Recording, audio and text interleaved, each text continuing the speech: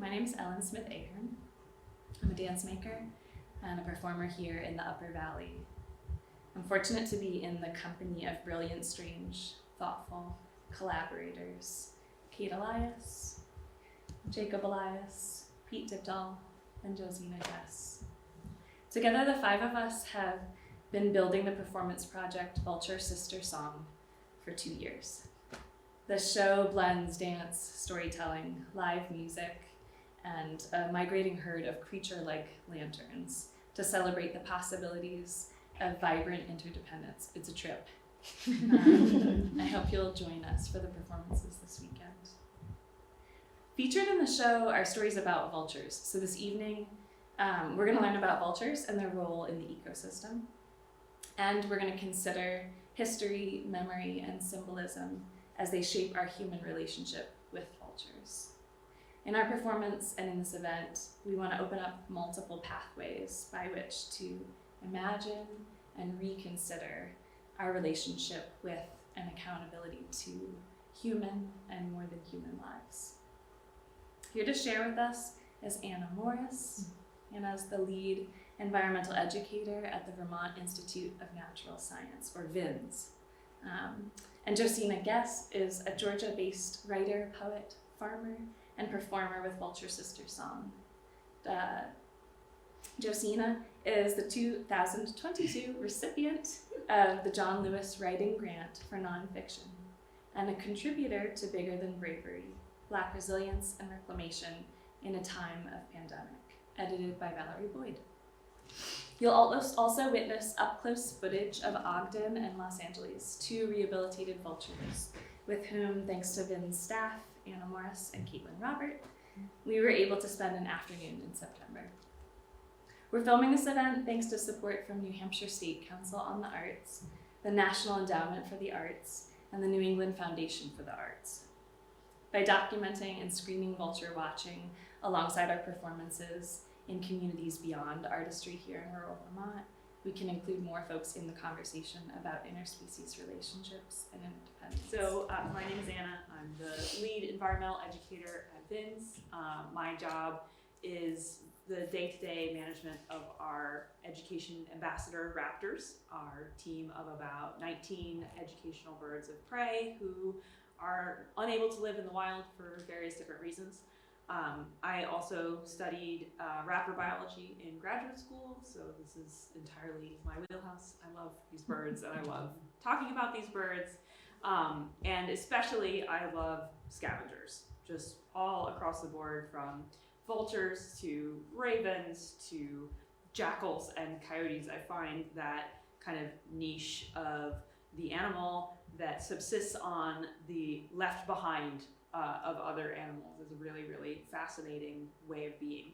So this presentation, Vulture Culture, is going to talk a little bit about why vultures are so important, why I think everyone should feel the way that I do about scavengers, why everyone should care so deeply about them, how that mindset is kind of at odds with the common human mindset, common human view of what vultures symbolize and stand for, how we got to that point, and why this is a major problem for our global ecosystems. So we're going to do the slide thing. There we go. All right, so this is an adorable drawing of the 23 species of vultures that exist around the world, from the very smallest palm nut vulture of North Africa, up there in the lower left, to one of the largest birds in the world that can fly, the California condor there in the lower right.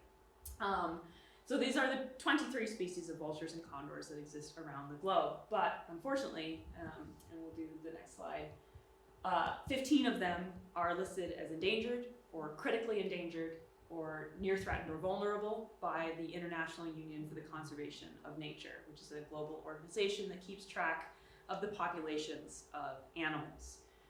So that's very concerning, right? More than half of the vulture species in the world are at the brink of extinction, including our own California condor here, which has made an excellent recovery from a time period when there were only 22 of the birds alive in the entire world, to now there are about 500 of them.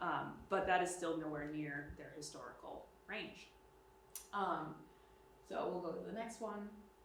One of the reasons why I think that vultures ended up in this place and have found themselves stuck in this place of being endangered is they're not among the charismatic megafauna. They are not the panda, the Bengal tiger, the humpback whale, even the peregrine falcon benefited from people's perceptions of these animals. We kind of liken ourselves to the swift, strong features that we see in these animals. They're beautiful, they're easy to identify with, and the vulture is not as easy to identify with. There's a lot of symbolism of the vultures. Think of animals circling high over your head. It could be an omen of death.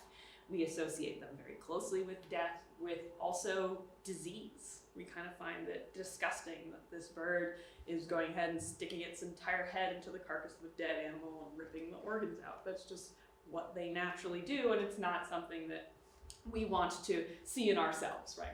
We don't want to think of ourselves as vultures. And so in our cartoons, we can see that reflected as well. This perception of the scavengers from coyotes to vultures as either stupid, easily outsmarted, or just evil, kind of sitting there on a branch, looking down at you, waiting for you to die. That is how our common perception of vultures has come to be. And even in political cartoons, we see that emphasis on the vulture even as a term to refer to someone who is preying on someone who's less fortunate. Think of, big oil companies, as this cartoon depicts, preying on people who are less fortunate, big polluters who, establish factories in communities that, cannot fight back. These kinds of things we associate with vultures. But this isn't true about vultures, obviously. They're just animals.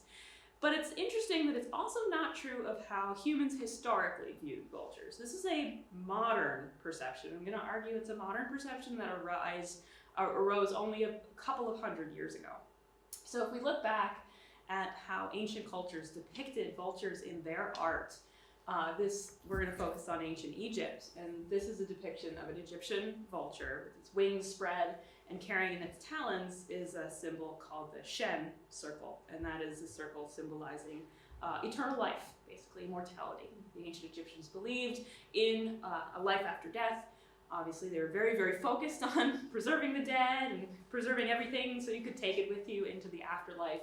And they saw the vulture circling high overhead with the outspread wings as an animal that would ensure that you were carried on to that next part of your life. So they're symbols of protection, symbols of motherhood for that reason.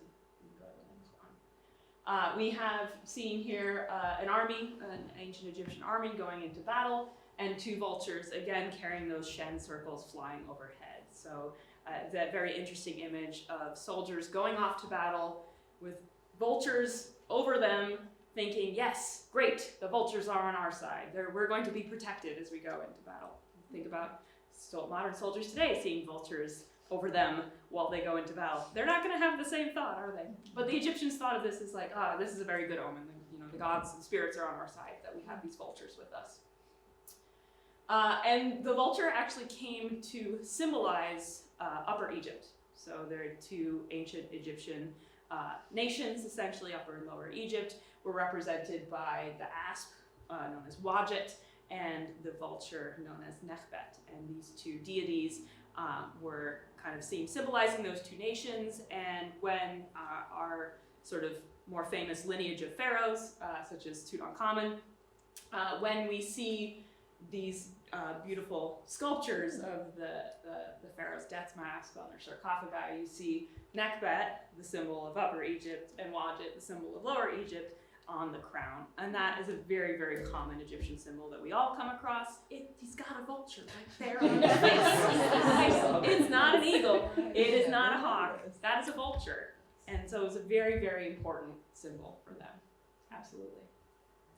And then briefly going over into more kind of Eastern Asia, the Zoroastrians, or the Parsis, they have a huge need for vultures as part of their cultural beliefs as well. The photo on the left is called a dakhma, or a tower of silence. And this is a place where the honored dead in the Parsi tradition are brought to have their bodies consumed by vultures. It's called a sky burial. And that is the ultimate kind of honor that in the Zoroastrian religion they believe they can give to the dead, is to have your body laid out in this tower for the vultures to come and eat. The bones then roll down into the middle and get washed away by the monsoon rains into the water. So you become part of the sky, part of the land, through this burial. And I just think that that's amazing, and also something that modern humans like us can't really conceive of having done to us, right? Have someone be left out for the vultures, that's a really derogatory and dishonorable way to dispose of the dead, but it is the highest religious honor among the Parsis even today. So vultures become an extremely important part, not only of our ecosystems, but of our religion as well. And I first became fascinated with vultures with this lady and her ilk. This is Ogden. She is the turkey vulture that lives at the Vermont Institute of Natural Science. She is a retired education ambassador. So she was originally wandering around as an adult turkey vulture in Ogden, Utah in the late 70s, early 80s. And she was unfortunately hit by a car.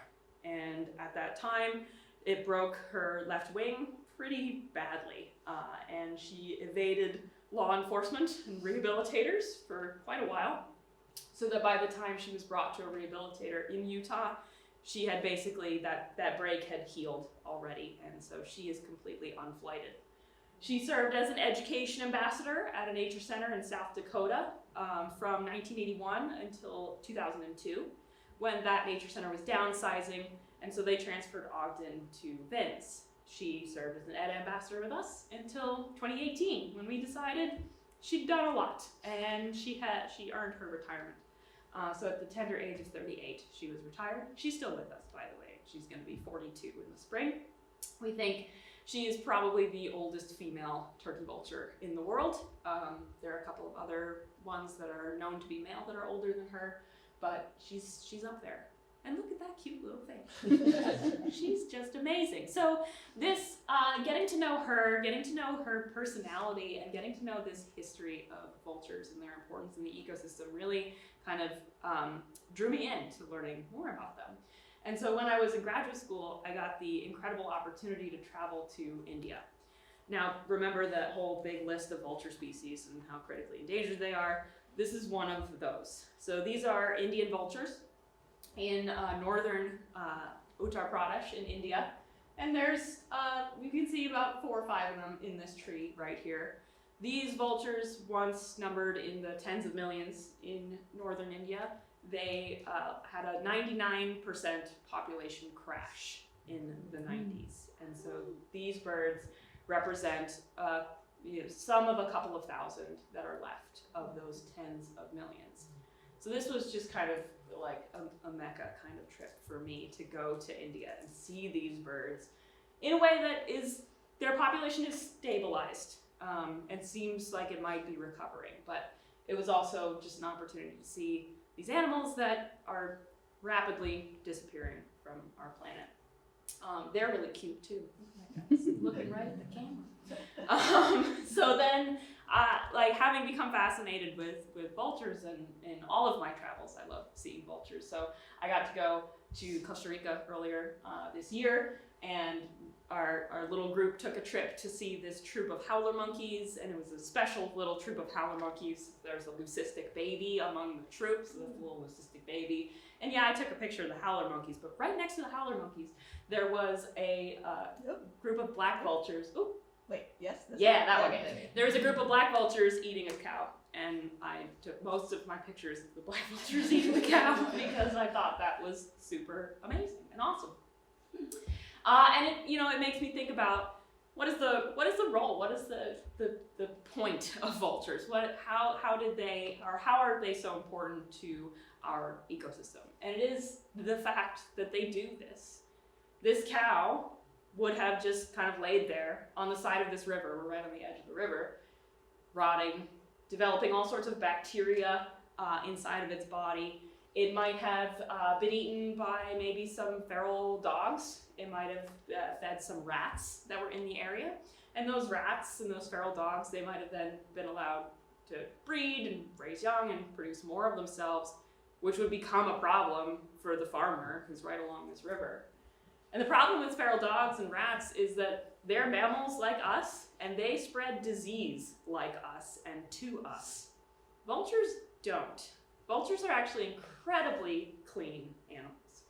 We can see in their bald faces, right? They have the bald head precisely to prevent all of that gunk and guts and bacteria from their carcasses from sticking to their head, their eyes, their ears, getting infected. It's much easier to clean a bald head than it is to clean a feathery head. Their stomach is so monstrously acidic. They have such strong stomach acid. It's 10 times stronger than ours, that they're capable of digesting bacteria like that produced by anthrax, like botulism toxin, like cholera. And there's some evidence that they can also digest and kill the rabies virus within their own stomach.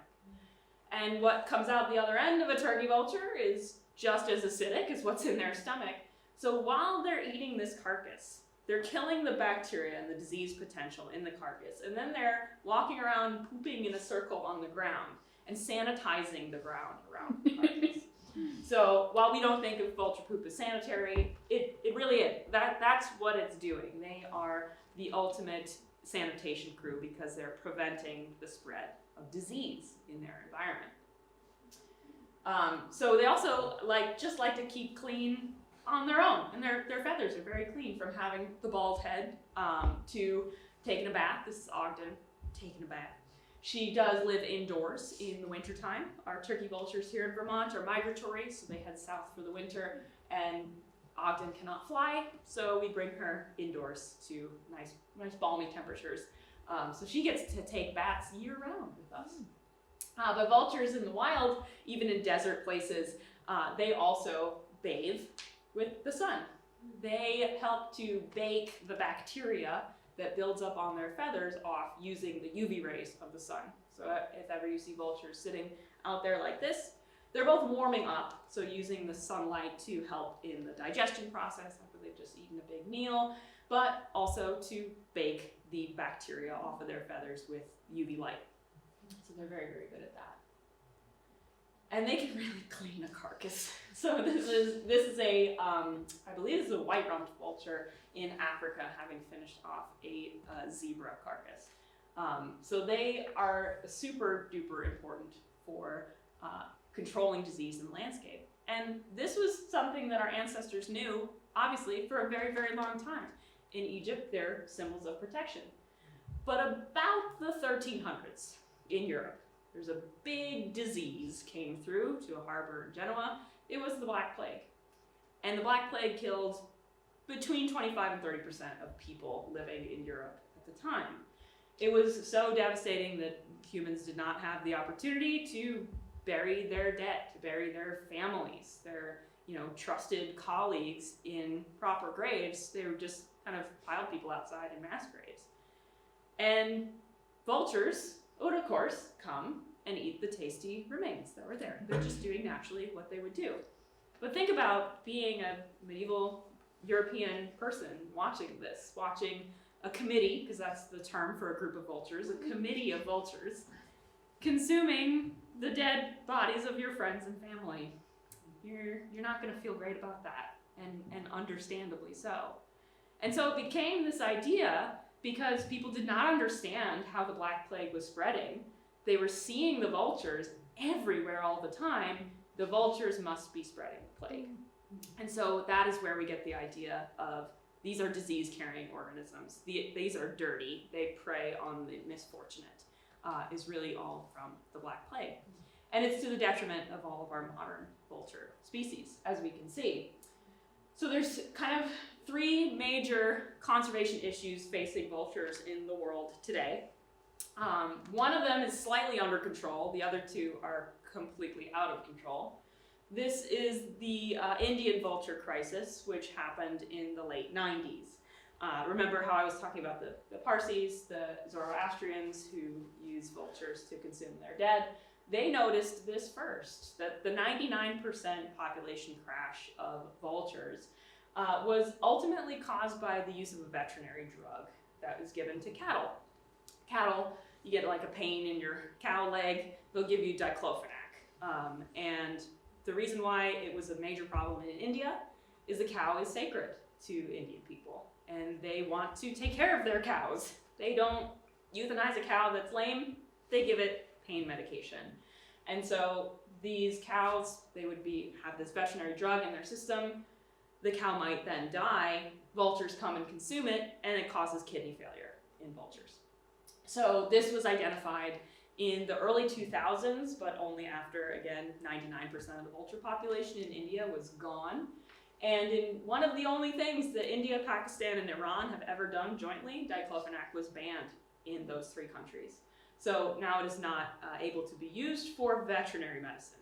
It's still being used in human medicine. And the vulture population has stabilized and is slightly recovering, but that was an immense, immense loss for the ecosystem, for the Indian people, and for the Zoroastrians in particular. Another issue that vultures face today is what's being called the African vulture crisis. So that's a pile of vultures, right? Pile of dead vultures in the upper left-hand corner. Vultures are being poisoned, usually either accidentally or deliberately, with poisons meant for other animals or poisons meant for them in West Africa. So there's 3 main reasons why the vulture poisoning events occur, and every couple of months you hear about another one. 160 vultures in Ghana were poisoned, or 53 vultures in Senegal were poisoned.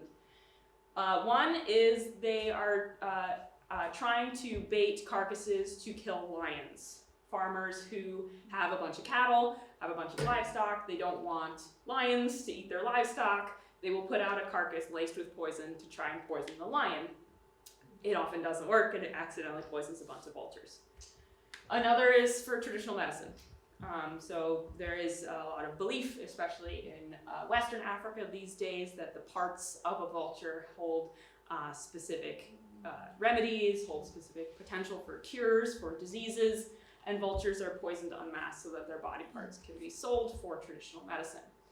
And the last reason is kind of, in my mind, the most sinister and unforgivable, which is poachers will poison vultures because they are vultures. If you're a poacher, you go out and you shoot a rhinoceros, the vultures are going to show up because you just shot a rhinoceros. And the game wardens know this. So the game wardens are looking for clouds of vultures to come, so the game wardens will follow the vultures to catch the poachers. So the poachers intentionally poison the vultures so that they won't get caught. Yeah, it's really a big problem. So there's lots of different things that are being worked on for this. There are lots of alternatives to needing to poison lions, trying to get farmers to just have other solutions to lion issues, trying to educate about traditional medicine and how the over-harvesting of such animals is a really big problem. And of course, we've been working on poaching for a really, really long time. But don't get to think that these are just problems in Africa and Asia, because we also have our own vulture conservation issues here in the United States. I mentioned the California condor in the beginning. This is a bird that, from the Pleistocene, flew in the skies above the mastodons and the saber-toothed tigers all across North America, numbering in the tens, if not hundreds of thousands before Europeans came, all the way down to 22 individual birds in 1987. All 22 of those birds were taken into captivity by the Peregrine Fund and other organizations and put into an intensive captive breeding program that is still going on today. About 200 birds are still in that captive breeding program, and another 300, 350 are living in the wild in places like the Grand Canyon or Big Sur National Park in Southern California. But those wild-living vultures have another issue, which is they are vultures. They like to eat carcasses. And a lot of the carcasses that they find are the offal left behind by hunters. When a hunter shoots a deer and guts it, leaves the gut pile in the woods, a vulture comes along and slurps it up. Delicious. But the problem with this is if the hunter shot the deer with a lead bullet, the lead fragments inside of the animal, and condors have no tolerance for lead. They are very susceptible to lead poisoning. So pretty much every wild living condor alive in the United States today has a veterinary appointment every year in which they are chelated for lead, which means they're taken in and the lead toxin is removed from their body and they're sent out into the wild again. Not a very wild population. We have to do that to maintain them. So what's being done right now is a partner organization of the Peregrine Fund, and actually Vermont Fish and Game has become a partner organization within the non-lead partnership, is encouraging hunters to use non-lead ammunition. Using copper bullets is a great way to ensure that you don't have this fragmentation and you don't have this poisonous metal that you're putting into your food. You know, this is putting aside the fact that if you're a hunter, you probably don't want to feed your children meat that might have lead fragments in it. It's just not a good idea. Educating people about switching to different kinds of ammunition for our own safety and for the safety of these magnificent birds. Because they're absolutely worth it. Some vultures are so, so beautiful. That is a king vulture on the left. They're found in South America. And that is a lammer deer, or a bearded vulture, on the right. They're found in the Himalayas, all the way west to southern Europe. And they are not naturally that color, that bright orange color. That's makeup that they put on themselves. They are sort of white-ish. They're like pale yellow, but they like to bathe in red dust. And the red dust gets all in their feathers, so they look fantastic. So yeah, I think that is all for my presentation. Thank you, everyone. I brought my this sweater because it makes me think of vulture wings. I want to put it back on. Part of the dramatic. Yeah. So I'm going to read an essay that I wrote. I live in Georgia, and while I'm reading the essay, there's a song that's going to come up, and I've asked Ellen and Kate and Pete and Jacob to sing the song with all of us now, and then when the song comes up in the essay and you hear it, you're welcome to join in at that time. But now we'll just sing it to familiarize yourself with it. And this is an old Baptist hymn by a man named Samuel Francis Smith. It was written in 1833, actually probably either in Maine or Massachusetts. So the song was found on a grave in Georgia, and we're bringing it back up to New England. So here we go. Sister, thou wast mild and lovely, gentle as the summer breeze, pleasant as the air of evening, when it flows among the trees. Yet again we hope to meet thee, when the days of life have fled. Then in heaven with joy to greet thee, where no farewell tears are shed. And an earlier version of this essay was published in the Good Letters blog of Image Journal in 2019. I'm going to shoot them, my husband Michael announced. I just got pooped on. I felt bad for Michael.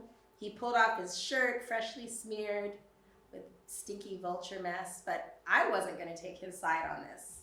I stood with the vultures.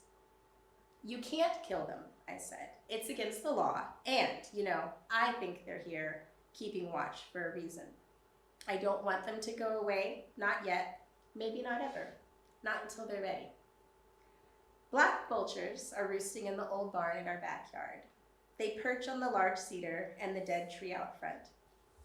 We moved into an old southern farmhouse in Georgia, and the vultures came with it, free of charge. They lay their eggs in the place where they hatched. black vultures will return to the same place for generations. The first time that I walked the property, before it was our home, I saw a baby vulture hopping in the grass near the barn. Its downy feathers looked like gray wool, but it looked nothing like a lamb. I was weirdly pleased that these strange birds would be our neighbors, but still, I also jumped back in surprise, as if I'd seen a goblin. Vultures do not grace the front of holiday greeting cards. No one sets out feeders to attract vultures to the yard. They are carrion eaters with rough, bald heads and wings that beat like leather. They do not sing. Instead, they make deep and ancient croaks that make them seem like the dinosaurs they are. We moved to this house in rural Georgia for many reasons. One of them was because I want to write. In particular, I want to write the stories of Southern African American people, rural people, who came and lived here before me. There are so many stories buried in this land, I tell anyone who will listen. I feel a deep homing instinct to be rooted to this place, tapping into the stories beneath my feet. The people that sold us this house and 4 acres allow my family access to the 40 acres of backwoods. We can walk all the way to the river. The woods are young, less than 100 years old, where sweet gum, oak, pine, privet, and tangles of greenbrier grow. There was once only cotton as far as the eye could see. If you squint at the silhouette of the land, you can see terraces, painstakingly sculpted by hand from hand-hauled river rocks. Before these were woods, there was a cemetery here for the men, women, and children who worked on this land. The cemetery was plowed over, erased from the map, sometime in the middle of the 20th century. When I first saw Newton Arnold's tombstone, I jumped back as if I'd seen a ghost. The people who sold us this place bought the land in the 90s, and they found Mr. Arnold's tombstone toppled over in an overgrown field. They set it in the middle of a nice clearing, planted some daffodils around it, and kept the area mowed. They found 2 other marble stones with only initials. Whenever I walk these woods, I look for sunken ground, and I scan for rocks that may be grave markers. The vultures remind me every day to keep watch. I visit Mr. Arnold's tombstone when I walk my dogs. The 4-foot monument is topped with a carved relief of hands clasping as if in friendship. A stanza from a 19th century Baptist funeral hymn is chiseled on one side in swirling script. Yet again we hope to meet thee when the days of life have fled, then in heaven with joy to greet thee, where no farewell tears are shed. The Arnold name is a familiar one to our region. Like most Southern surnames, there are Black Arnolds and White Arnolds in this area. A brief search into Arnold family cemeteries in Madison County offers this small morsel of information. This cemetery was destroyed, and only remains of tombstones can be found, one of which was engraved Newton S. Arnold, 1842 to 1 June 1892. This was a Negro, but whites were buried in the cemetery also. Newton S. Arnold was likely born into slavery. By 1892, he was prominent and prosperous enough in his community to have a 4-foot monument. I still know nothing of his life or what caused his death at age 50. Most old Southern cemeteries are listed as Black or white, rarely both. I don't know why this cemetery was integrated, nor how many people are buried among the stones, ferns, and mossy logs beyond our gate. I rub my fingers over the lichen-encrusted words on his tombstone. I pause to greet Mr. Arnold. My dogs find a piece of deer skeleton, and I jump at the sight of bones. This erased cemetery near our home is among thousands of untended African-American graveyards. Black communities were decimated by the reign of terror and strict racial codes that caused and spawned a great migration. Without enough living people or economic infrastructure for communities to care for the places where our dead are buried, cemeteries became a common casualty of Jim Crow. I showed photos of Mr. Arnold's tombstone to friends at a party in Athens, Georgia. A woman I'd just met told me that she understands. She is white, born and raised near Savannah. Oh yes, I heard how my granddaddy did that to a black cemetery in our town, she recalled. He got on his tractor and plowed it down in the middle of the night, planted soybeans there. I hope the Haints came up and got him good for that. It's not strange around here to stand and talk of ghosts in a friend's kitchen, as if talking about a flock of birds. On one of my walks to Mr. Arnold's grave, I see 2 vultures in my path. I recognize the one with a wounded wing. I'm not sure if it was born this way or injured. I've watched over the months how the other birds bring it food and stay with it and help it to survive. It hops along the ground like an old man. Occasionally, it gathers strength to flap up and perch on a low branch, but it doesn't float on the breeze with the others. As I approach, its companion flies off into the woods. The wounded one remains on the path, hopping along toward Mr. Arnold's gravestone, as if he were expecting me, as if he were my guide. On May of 1803, a group of Igbo men, women, and children who had survived the torturous transatlantic passage from Nigeria walked off the ship that brought them from Savannah to St. Simon's Island in Georgia. Instead of walking their bare, shackled feet onto shore, they all obeyed the voice of their leader, who sang about the sea. The water brought us here. The water will take us away.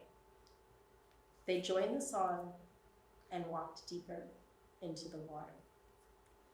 This act of resistance, choosing death over enslavement, took on mythic proportions among the enslaved Africans who remained on the ground. Legends grew that these Igbo people walked on the water straight back home to Africa. Other legends say that they spread their arms into long black wings and took flight. Just after reading about Igbo landing and people taking flight, I walk out my front door.